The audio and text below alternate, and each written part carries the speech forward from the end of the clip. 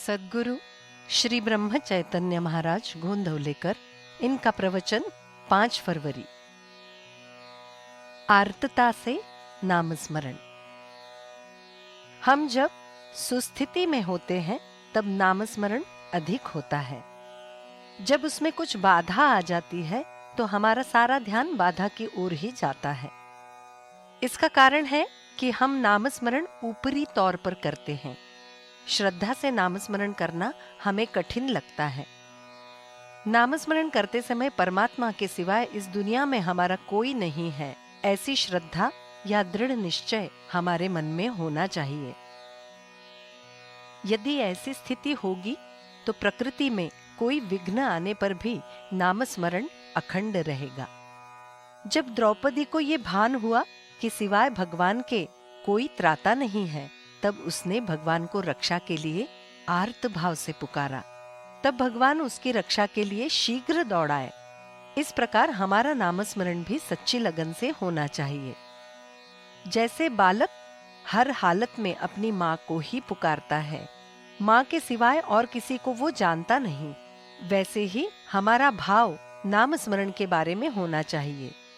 हमारा सच्चा आधार कौन है, ये तो संकट समय पर ही सही सही ज्ञात होता है। नामस्मरण करने की सीढ़ियां यों कही जा सकती है। पहली, सुस्थिति में ऊपरी तौर पर किया हुआ नामस्मरण।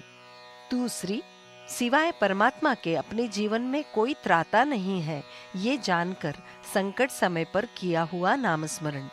और तीसरी, यही भान दृढ़ होकर भविष्य में अखंड किया जाने वाला नामस्मरण।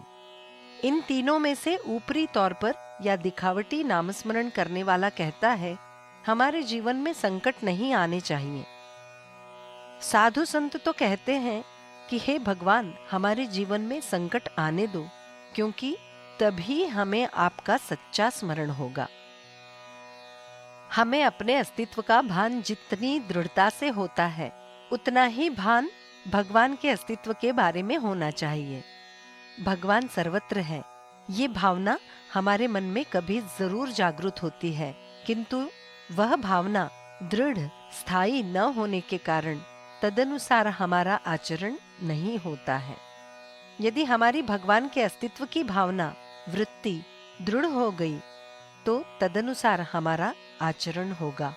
यदि भगवान ही सभी बातों का कर्ता धर्ता है, ये भावना दृढ़ होगी तो हम हर बात उसे नहीं कहते रहेंगे। भगवान को सब कुछ समझता है, ऐसी भावना असल में दृढ़ हो गई तो हमारा आचरण भगवान को पसंद आने के ढंग से ही होने लगेगा। सुबह सवेरे उठकर भगवान की मूर्ति चक्षु के सामने लानी चाहिए और प्रार्थना करनी चाहिए और कहना चाहिए, जहां और जब तेरा विस्मरण होता है वहां मुझे जागृत करो। तेरे सिवाय मेरा न कोई आधार है न कोई त्राता।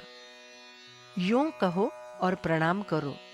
आदमी किसी भी प्रकार का क्यों न हो, नामस्मरण से उसे अवश्य संतोष होगा। जो भगवान का हो जाता है वो जीने से या जीवन से कभी उकताता नहीं। विषय सुख का आनंद शराब पीने पर जो आनंद होता है वैसा ही होता है। नशा उतरने पर शराबी अधिक दुखी हो जाता है। मैं भगवान का ही हूँ भावना से जो जीवन व्यतीत करेगा वही जीवन का सच्चा आनंद अनुभव कर पाएगा, जीवन में सच्चा सुख भोग सकेगा। भोग और दुख में समय बर्बाद न करते हुए भगवान की ओर ध्यान देना चाहिए। जानकी जीवन स्मरण जय जय राम।